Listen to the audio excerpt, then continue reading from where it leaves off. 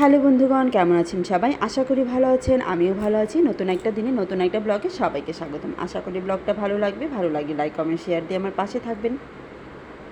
আর এই ভিডিওটা না অনেক দিন আগের, এই যে ওই যে আমরা যে মেঝো মাসির বাড়িতে গিয়েছিলাম তখন এই ভিডিওটা শ্যুট করা। কিন্তু আজ মানে আমি এই ভিডিওটা দেখিইনি, আমার মোবাইলে যে আছে, কিন্তু আজকে হঠাৎ করে দেখলাম যে এই ভিডিওটা আছে। ভাবলাম যে একটু মানে এই প্রথমে ইচ্ছে করেছিল যে না ছাড়বো না, কিন্তু এই ভিডিওর কিছু কিছু অংশ আছে দেখে আমার এত ভালো লাগছিল, এত হাসি পাচ্ছিল, যার ফলে চিন্তা করলাম যে না আপনাদের সাথে শেয়ার করি, আপনারাও একটু উপভোগ করেন।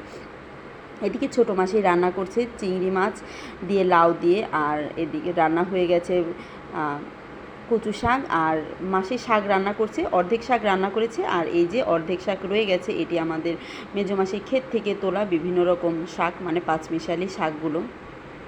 আর এই যে ভিডিও শ্যুটটা করেছে এটা আমি করিনি, এটা আমার মেঝো বোন করেছিল। আমি তখন বাজারে গিয়েছিলাম, যার ফলে ভিডিও শ্যুটটা ওই করে রেখে দিয়েছিল, যে পরবর্তী বলেছিল যে বর্দি তোর ভিডিওটা আপলোড করে দিস, কিন্তু আমার ওইভাবে মনেও ছিল না, মোবাইলে যে ছিল এটা আমি খেয়ালও করিনি, যার ফলে আর এতদিনে আপলোড করা হয়নি। হঠাৎ করে আজকে দেখার ফলে জিনিসটা মানে আপলোড করে দেওয়ার ইচ্ছা হলো। আর বললাম না যে কিছু কিছু ভিডিও দেখে এত ভালো লাগছিল যে ভাবলাম যে না আপনাদের সাথে একটু শেয়ার করি, তার জন্য অনেক দিন পরেই ভিডিওটা আপলোড করুন।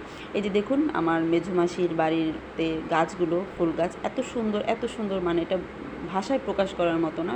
গাছ, ফুল গাছ বলতেই তো অনেক সুন্দর, বিশেষ করে যখন ফুল ফুটে থাকে, মানে দেখতে তো এত ভালো লাগে। আর এই যে দেখুন অপরাজিত গাছ, এগুলো তো আসলেও অনেক সুন্দর, সবুজের মধ্যে নীল একদম ছেয়ে গেছে।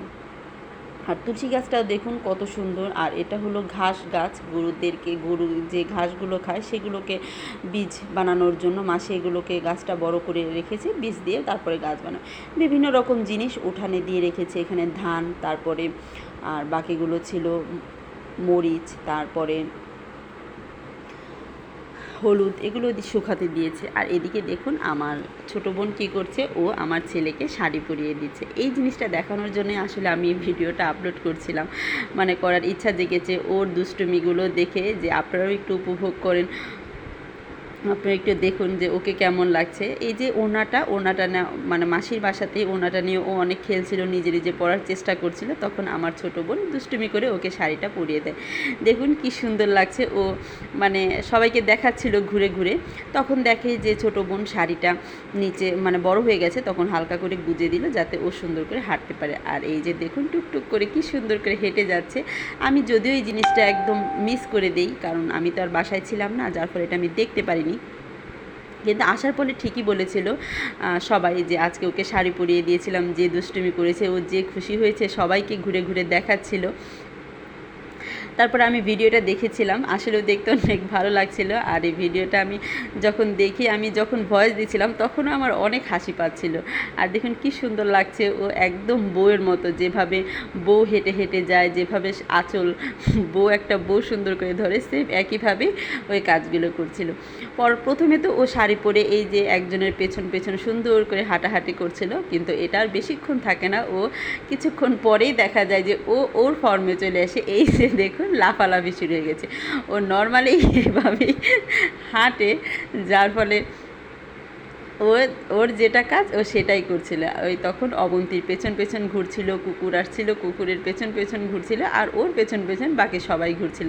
সবাই একটাই চিন্তা যে ও না ব্যথা পায়, কিন্তু ও কি আর কারো কথা শুনে, ওর মতোই চলছিল ফিরছিল, দৌড়াদৌড়ি, লাফালাফি, ঝাপাঝাপি করছিল দেখুন। আর ও অবন্তীর পেছনই ছাড়ছিল না, কারণ ও অবন্তীকে খুবই পছন্দ করে। আর এদিকে আমার মা দুধ বানিয়ে ওর জন্য বসেছিল, দুধ খাওয়ানোর জন্যে। আর এখন শাড়ি পরা শেষ, ঘোরাঘাড়ি সব শেষ হয়ে গেছে, ও এখন খাওয়ার পালা, তাই মা ওকে কষ্ট করে দুধটুকু খাওয়িয়ে দিচ্ছে। আজ এ পর্যন্তই, আশা করি ব্লগটা ভালো লেগেছে। ভালো লাগলে লাইক কমেন্ট শেয়ার দিয়ে আমার পাশে থাকবেন। টাটা।